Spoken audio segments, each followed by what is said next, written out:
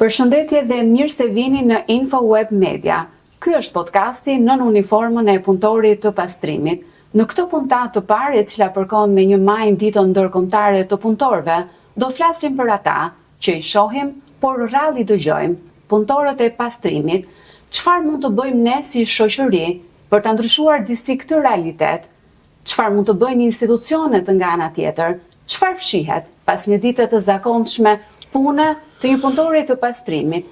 E në fakt, për të folur për të gjitha këto pika, kam të ftuar në studio Pranvera Sulova, punëtore e pastrimit, Ervis Çota nga lëvizja rinore Rome dhe Egjiptiane, si dhe Gertiana Hasalla nga Qendra për të Drejtat në Punë.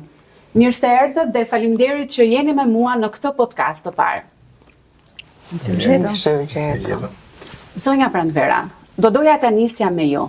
Sa vite keni që punoni si punëtore e pastrimi dhe çfarë fshihet pas një dite tuaja në punë? Përshëndetje të gjithëve. Unë kam 12 vjetë që punoj në sektorin e pastrimit dhe ne punojmë, unë kam punu 10 vjetë kam punu i pari. Pastaj punova i treti, kemi 2 vjetë që na kam fillu i treti. Po hasim me lloj njerëzish, me lloj veshësish.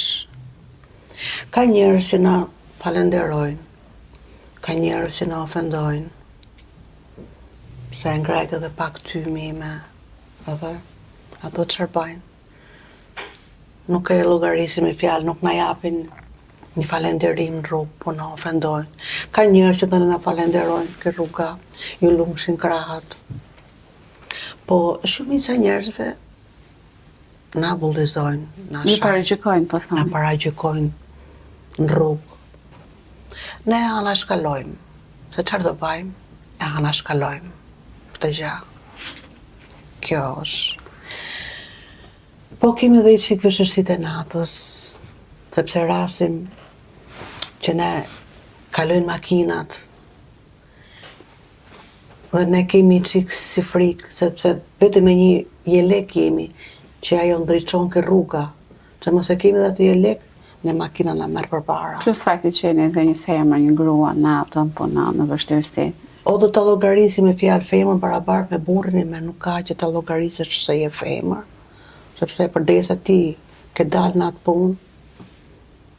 Zoti Çota, është kjo panorama që hasni dhe ju çdo ditë në terren, cilat janë ndoshta disa nga vështirësitë më të mëdha që punëtorët e pastrimit ju a referojnë juve?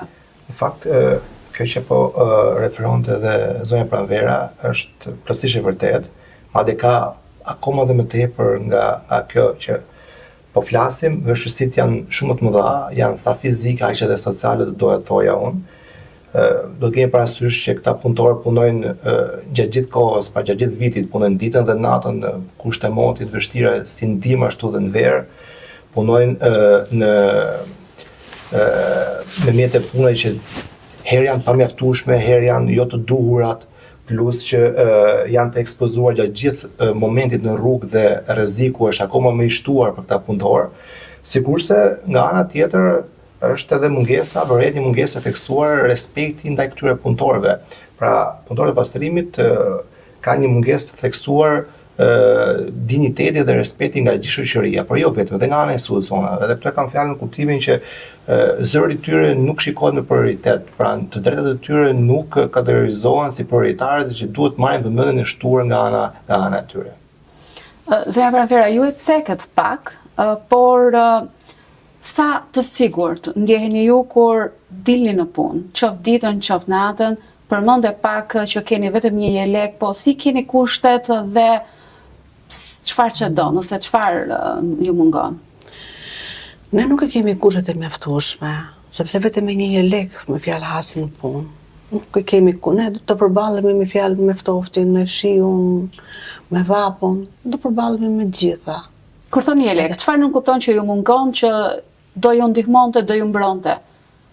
Po, mund ta ndihmonte edhe në ndonjë gjë tjetër, me fjalë në një xhaketë, ndonjë me fjalë se ne jemi me rrobat e tona, nuk kemi me rrobat e punës. Nga rrobat e punës ne vetëm një lekun shofim. Na kanë dhënë një mushamaj pa e mushamaja e futsi unë tej për te, nuk është një mushamaj që është që ja vlen. Ne kur ikim shtëpi neve ikim ujë, sepse do dalësh me atë shi, me atë ciklon, me atë ftoft, do dalësh në punë. Pra po thoni që e detyruar që të dalësh në punë. Sepse këtë punë kemi. Ja, kjo është pra, ju punoni në kushte modeste, në kushte të vështira, apo jo? Ne, me çdo lloj kushtesh, neve do ikim punë. Çdo lloj kushe që mund të vej ai, ne do shkojmë punë. E kuptoj. Ndërkohë, zonja Salla, nëse referohemi sistemit shqiptar, sa i plotësojnë standardet, sa i takon punëtorëve të pastrimit, dhe ku shikoni juve që ka mungesa apo bëshllëqe? Realisht në çështën e fletë për standarde, ajo që duhet të ndajmë ne është nëse janë standarde në letër apo janë standarde të zbatuara. Nëse flasim për standarde në letër, ne kemi një kod pune që në the-6 në cili ndër vite është përditësuar, i cili i garanton një punëtori, qoftë një punëtori pastrimit, të gjitha të drejtat që i takojnë një punëtori. Ndërkohë kemi edhe një ligj kundër diskriminimit, i cili në vetvete të ndalon që diskriminosh çdo për shkak të punës që bën, për shkak të etnisë, të racës etj. Me radhë. Pra, në lidhër ne kemi një palë standarde aq të mira sa duket sikur janë Bashkimet Evropian. Zbatimi i tyre në praktik lë shumë për dëshiruar. Dhe zbatimi i tyre në praktik ndër të tjera është një detyrë që i takon Inspektoratit Shtetëror të Punës. Dhe ajo që shikohet në praktikën e përditshme është Inspektorati Shtetëror i Punës nuk i bën kontrollet ashtu sa duhet i bënte. E para, shumë shpesh kontrollet janë të paralajmëruara. Pra, nëse ti i paralajmëron ndërkohë biznesin ose kompaninë ose institucionin që ti do shkosh atje të kontrollosh, patjetër çdo gjë do vihet në rregull. Do kemi kontrata të nënshkruara, do kemi punëtorë që kanë veshje të tjera me radhë. Nëse kontrollet bëhet siç duhet, pa paralajmërim dhe në gjithë standardin e duhur, atëherë do arrijmë të shikojmë vërtet çfarë po ndodh në këtë kompani. A i kanë këto punëtorë veshjet e duhura, a u respektohen oraret e punës, a kanë kontrata pune të nënshkruara të cilat ato i kanë lexuar më parë. Shumë shpesh, ajo që kemi parë sidomos në sektorin e pastrimit, ndodh që një punëtor i jep të firmosë një kontratë e cila nuk është lexuar.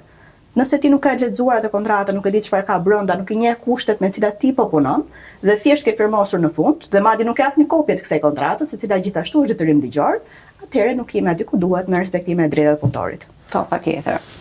Si ju trajtojnë qytetarët, sepse cek e pak po dua të kuptoj akoma më shumë dhe shikuesit tan po ashtu të kuptojnë diçka më tepër. A ndjeni ju e vlerësuar? Neve në punë, ka raste që ndjehemi të vlerësuar, ka raste që nuk ndjehemi të vlerësuar në punë. Sepse ne përballemi me çdo njeriu që puna. Ne hasim shumë vështirësi që puna. Rasti më i freskët që ai Piçinit, që e mori makina përpara. Iku. Një rast tunel Elbasan, që gruaja ishte duke punu në rrugë, makina e udhi në Lulishte, edhe akoma nuk është gjenë shoferi, se kush është, doli nga puna. Ne këtu, ke puna ne përballemi me çdo lloj vështirësie. Si me makinat, si me njerëzit.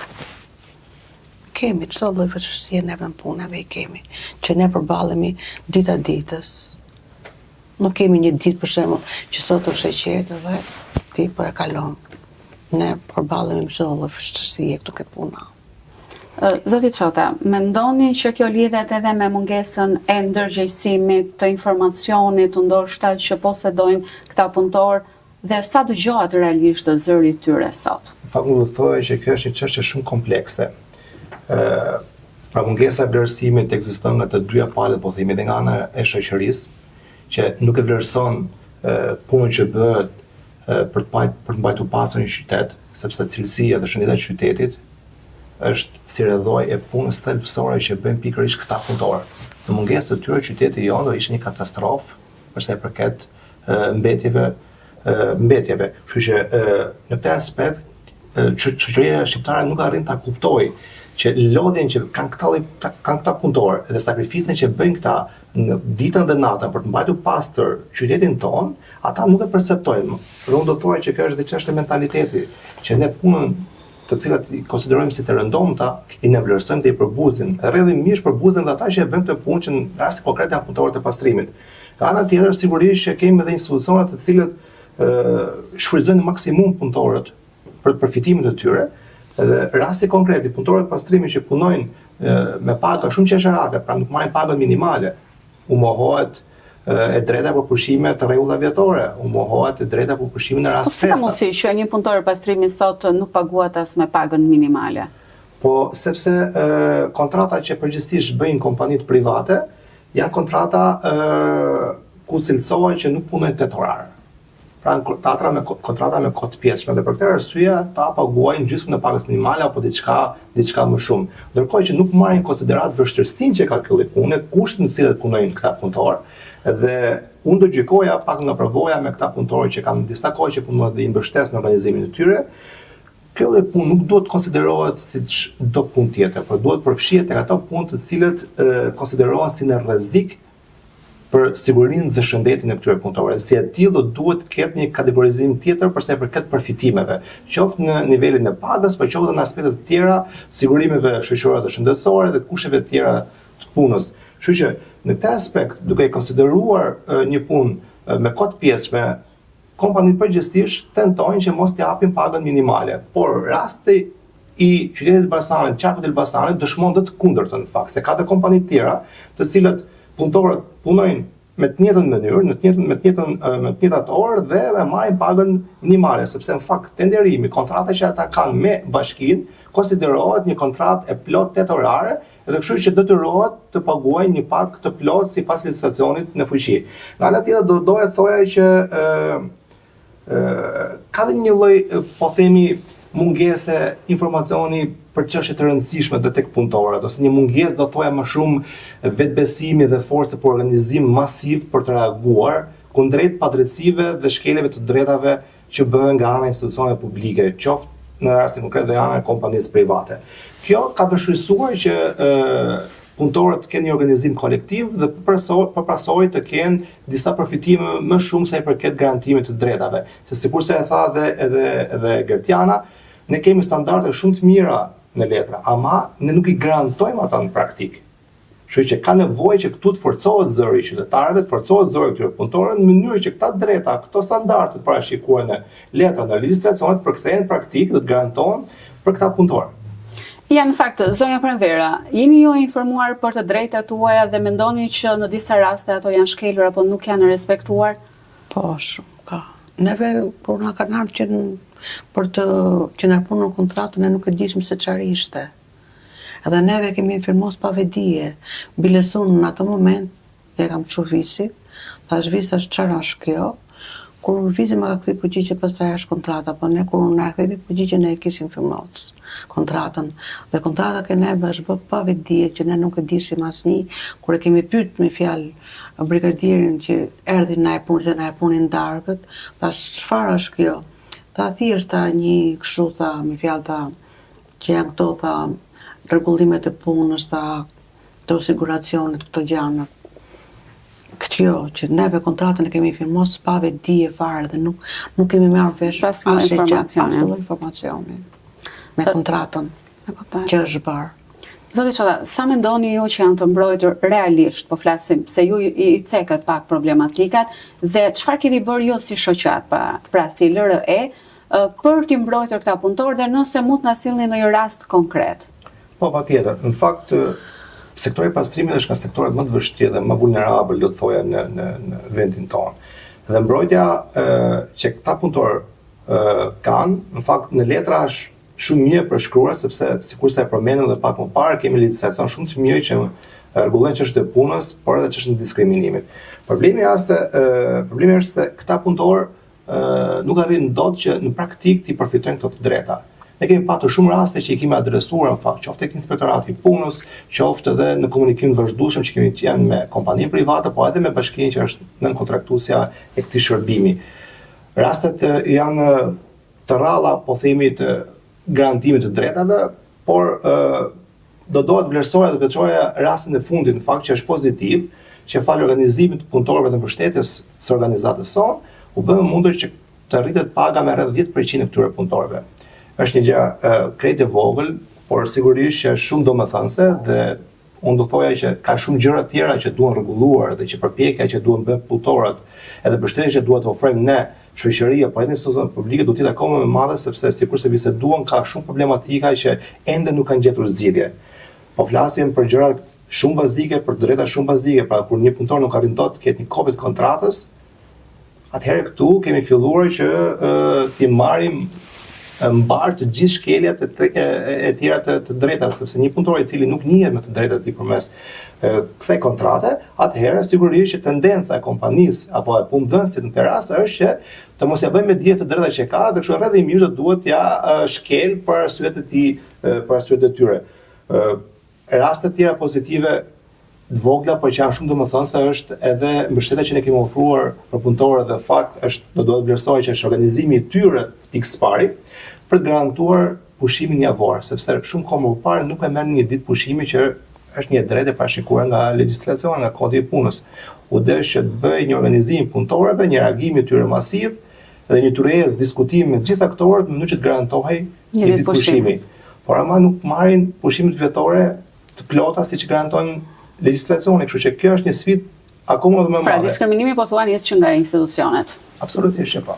Zonja Asalla, ju e përmendat në fakt që ne legjislacionin e kemi shumë të mirë, por kur vjen puna në praktik, këtu ç'dojnë. E në fakt cili do të ishte roli që do duhet të bënin apo të kishin këto institucione për ta ndryshuar ndoshta këtë qasje apo këtë realitet? Flasim shumë për reforma në Shqipëri. Edhe sa herë që flasim për reforma, asnjëherë nuk themi se cilët do jenë personat që do i zbatojnë këto reformat dhe me çfarë fondesh do mbështeten këto reformat. Flasim që do ketë gjithmonë edhe më shumë mbështetje për punëtorët, por asnjëherë nuk themi se cilët do jetë personat që do mbështesin të punëtorët dhe cilët do jenë institucionet që do mbështesin. Sot për sot, institucioni kryesor i cili bën monitorimin, kontrollimin dhe më pas marrjen e masave është Inspektorati Qendror i Punës. Dhe Inspektorati i Punës është institucioni numër 1, i cili ka edhe ndarjet e veta rajonale, pra për rajonin tonë të Elbasanit që përfshin dhe Korçën tashmë, ka një inspektorat rajonal i cili duhet kujdeset për gjithë punëtorët që ekzistojnë. Por duhet jemi të kujdesshëm gjithashtu që ka një palë tjetër në këtë mes e cila mungon, dhe ajo është sindikata. Organizimi sindikal i këtyre punëtorëve, dhe flasim për punëtorët e pastrimit përgjithësi të gjithë sektorit, do ishte një organizim i cili në vetvete do jepte rezultat. Dhe sot për sot mungon. Nuk ka një sindikat përfaqësuese të sektorit të pastrimit që të përfshijë të gjithë punëtorët, qofshin këto që janë ato që pastrojnë në rrugë me fshesa, ato që ngacin makina, ato që shkojnë të marrin mbetjet, të cilët ti përfaqësojnë 100%. Dhe pa një përfaqësues, këto punëtorëve mungon një zë. Mungon një zë i cili do i përfaqësonte në diskutime, në tavolina, në tryeza, bashkë me institucionet, po edhe në punëdhënësin në këtë rast. Punëdhënësi, në ndryshim nga sektorët të tjerë ndoshta, ka një ndryshim këtu. Ka punëdhënës shtetëror, që janë institucionet, ka dhe punëdhënës në këtë sektor që është privat. Dhe nëse punëdhënësi shtetëror në vetvete është detyruar dhe i ndjek të gjitha ligjet që janë vendosur, sepse kemi të bëjmë me punonjës i cili është shtetëror në këtë rast, pavarësisht se është punonjës pastrimi, i merr dhe i përfiton të gjitha kushtet e vendosura, pa pagë minimale ka patjetër, ka një kontratë pune të firmosur, ka kushte të mira pune për aq sa mund të jenë të mira, edhe ndërkohë ka të drejtën e lejes shëndetësore ose lejes 22 ditë pune në vit e të tjera me radhë. Ndërkohë, një kompani private nuk i zbaton këto kushte. Pikërisht për këtë arsye vendosi dhe kontratat që janë 6 orë ose 4 orë, sepse nuk duan që të zbatojnë detyrimin e pagës minimale që për 8 orë punë ti tashmë në Shqipëri duhet paguash me 500.000 lekë në total, të cilat pastaj mbahen sigurimet. Për të mos zbatuar këtë gjë, është gjetur kjo zgjidhje e tyre e pasjes një kontrate për 6 orë pune dhe paguhet punëtori për këto 6 orë. Po ndërkohë, punëtori dhe shumica prej tyre nuk e ka lexuar kurrë atë kontratë pune dhe nuk e di realisht sa orë punon. Ndërkohë që shumë prej tyre punojnë edhe më shumë se 6 orë, edhe më shumë se 8 orë.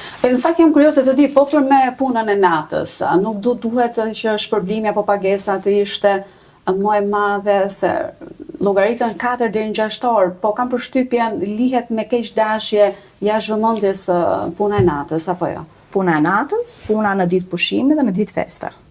Pra, në secilën prej këtyre rasteve, kodi i punës parashikon që të paguash me 25% më shumë ora, 50% më shumë, ose 125% më shumë nëse rasti është ditë festa ose pushimi kombëtar. Pra, në ditë të diela, që zakonisht është një ditë pushimi për pjesën tjetër punojësve, të gjithë punojësit e pastrimit punojnë. Në rotacion, patjetër sipas turnit që ato kanë, po ndërkohë punohet, sepse qyteti ka nevojë të pastrohet gjithsesi. Pra flasim për një shërbim i cili është esencial për qytetin. Njësoj siç flasim për shembull për shërbimin e mjekëve ose të policëve ose të zjarfikësve, edhe shërbimi i pastrimit, pavarësisht se është i padukshëm siç u përmendëm në fillim, është një shërbim esencial, është thelbësor për qytetin. Ndërkohë, të gjithë punojësit punojnë, por nuk marrin asnjëherë më tepër, pavarësisht parashikimit të ligj. Dhe kjo është diçka për të vërejtur. Pra nëse një punonjës i cili punon turnin e natës, për shkak siç ka qenë pranvera mbrëm, punon nga ora 10 deri në 7 të mëngjesit, ora 10 e natës deri në 7 të mëngjesit. Përse nuk po paguhet më shumë në orë ky punonjës i cili punon në orare të vështira, oraret natës. Kur punohet që është një ditë feste pushimi zyrtar, të gjithë tjerët janë duke pushuar, ndërkohë që punonjësit janë duke punuar. Sa e rëndësishme është që vetë punëtorët organizohen, edhe pse kjo është një praktik shumë e rrallë në një vend si Shqipëria. E vërteta është në Shqipëri lëvizja sindikale është e dobët. Duhet ta pranojmë, pavarësisht se me dëshirën tonë më të madhe do ishte shumë herë më e fortë dhe më e mirë, por ka raste të mira dhe ka shembuj të mirë, modele të mira që mund të ndiqem. Mos shkojmë shumë larg, është vendi në fshinjë Italia, ka sindikata të forta që bëjnë kontrata kolektive në nivel kombëtar. Dhe kontrata kolektive në nivel kombëtar për të gjithë sektorin e pastrimit do ishte një zgjidhje për Shqipëri. Ne jemi një vend i vogël i cili ka një numër caktuar punonjësish. Nëse vendosi kontratë kolektive kombëtare, nuk do jetë nevojë që të ketë kontrata individuale, të cilat punonjësit nuk e arrin të lexojnë dot. Kontratat kolektive kombëtare firmosen nëpërmjet përfaqësuesve të punëtorëve, që janë sindikatat, edhe përfaqësuesve të punëdhënësve, duke pas si palë të tretë e institucionet përmes. Nëse kjo firmosje bëhet në nivel kombëtar, atëherë çdo kushte, çdo kompani që vjen edhe më mbrapa është e detyruar që të respektojë të gjitha kushtet që vendosen në kontratë kombëtare. Ndërkohë, ne nuk e kemi një gjë të tillë. Ndërkohë, ne kemi vetëm një palë që është shumë herë më organizuar, që është pala e punëdhënësve, në krahasim me palën e punëtorëve, të cila nuk ka një organizim konkret. Edhe shumë shpesh është vështirë që të organizohen sepse ato kanë frikë që të humbasin vendin e punës. Nëse ti ke frikën e përditshme që ti do humbasësh vendin e punës, burimin tënd të ardhurave që mban familjen, nuk mund të mendosh që do organizohesh tashmë si grupim i madh dhe të vendosësh dhe kushte. Pra ti ke këtë çështjen dhe ndjesitë se je i padukshëm, po edhe që zëri jot nuk ka fuqi. Kur je vetëm. Kurse kur je bashk, siç janë këto rastet e Italisë, madje edhe të Malit Zi, që ndonjëherë është shumë herë më përparuar se sa ne, që punëtorët bëhen bashkë dhe vendosin kushte. Pra, jo se na mungojnë modelet, po dëshira ndoshta institucioneve e atyre që janë më sipër për të zbatuar ato në praktik. Shohim që nuk ka një vullnet veçantë për të zbatuar, kjo është pak më e sigurt, po ndërkohë mungon lëvizja sindikale. Dhe lëvizja sindikale mund të vijë vetëm nga punëtorët vetë, nuk mund të jetë një institucion që të vijë dhe thotë që ju duhet të organizoheni. Ato duhet ta mbështesin dhe të realisht të krijojnë kushtet e duhura. Por lëvizja vjen nga punëtorët. Duke qenë se sot jemi në 1 maj, ditën ndërkombëtare të punëtorëve. Ju personalisht për Dërtjanën, çfarë përfaqëson kjo ditë? Shumë shpesh në Shqipëri është festuar, por nuk shoh që ka gjëra për të festuar.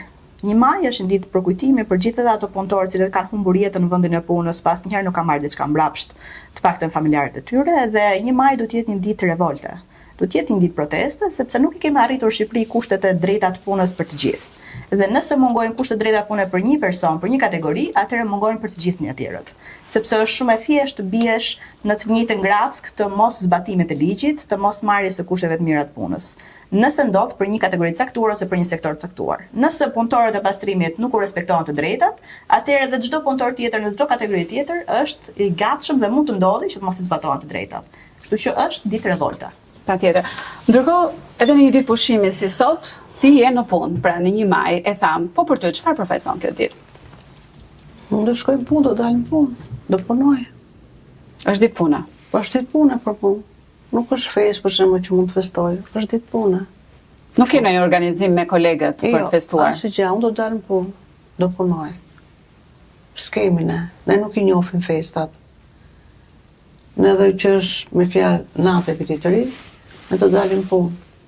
Me datë 31, me datë 1. Patjetër, data 1 sepse është konsumuar fund viti, darka. Ne nuk i njohim fare festat. Që neve nuk ka njohje festash. Ne jemi në punë. Për ditë. Vetëm një ditë të javë që kemi pushim.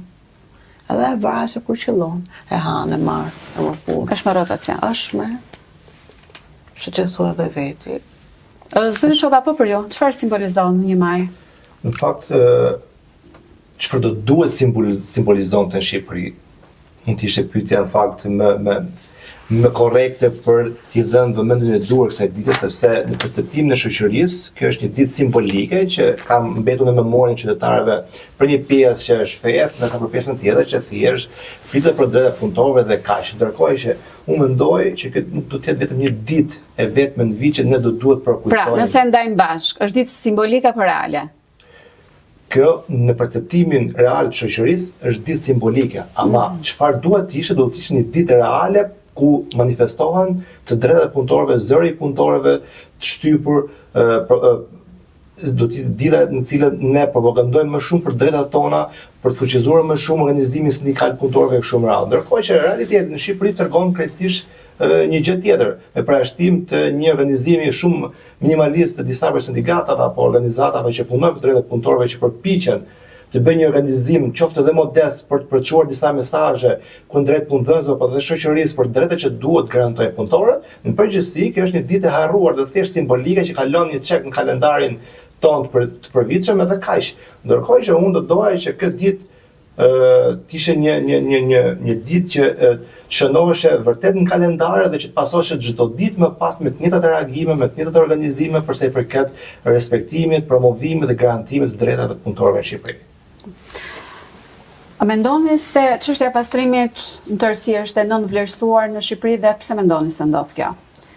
Është në vlerësuar sepse në vetvete çështja e pastrimit ose puna e pastrimit është e padukshme.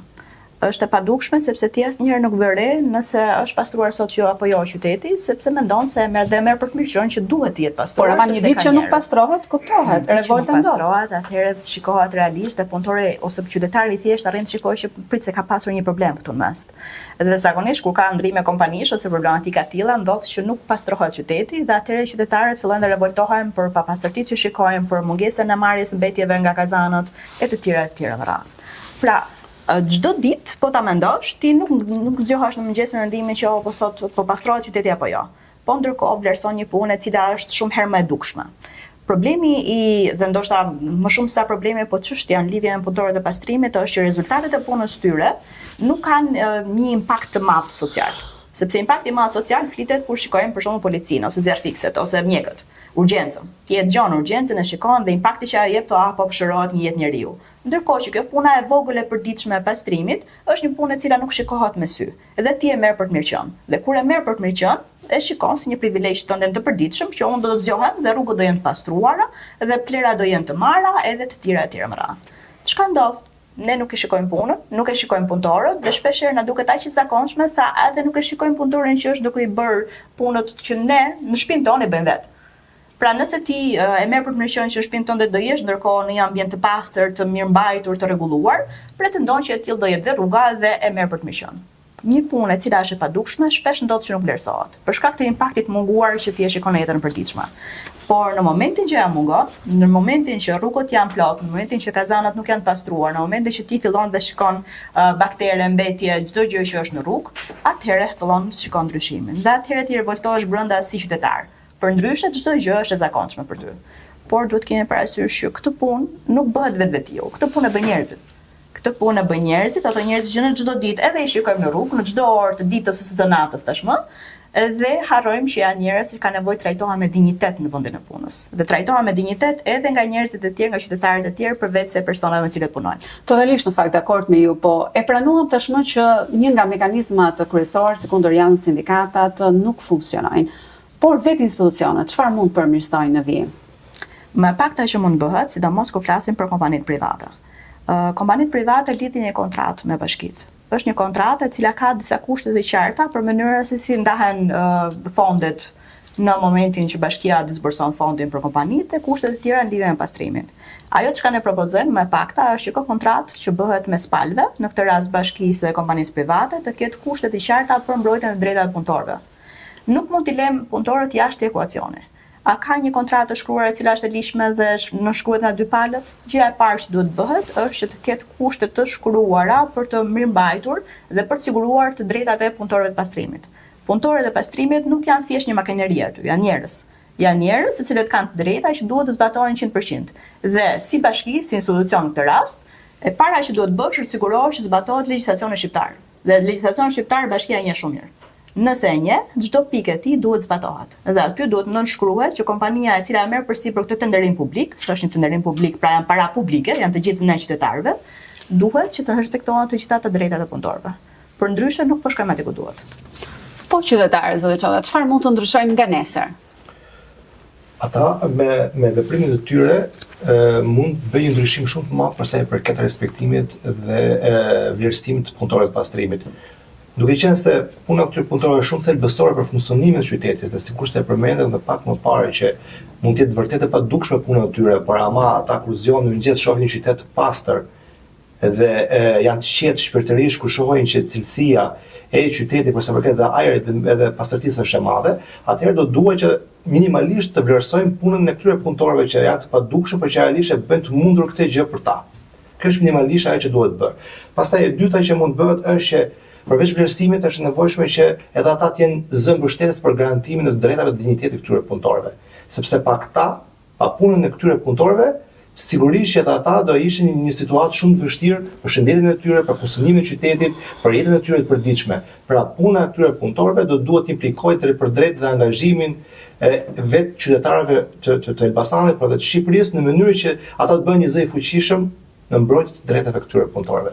Në fakt po shkojmë drejt fundit, ndaj të doja, cili do të ishte mesazhi që ju përcjellni sot në një ditë të rëndësishme si 1 maj?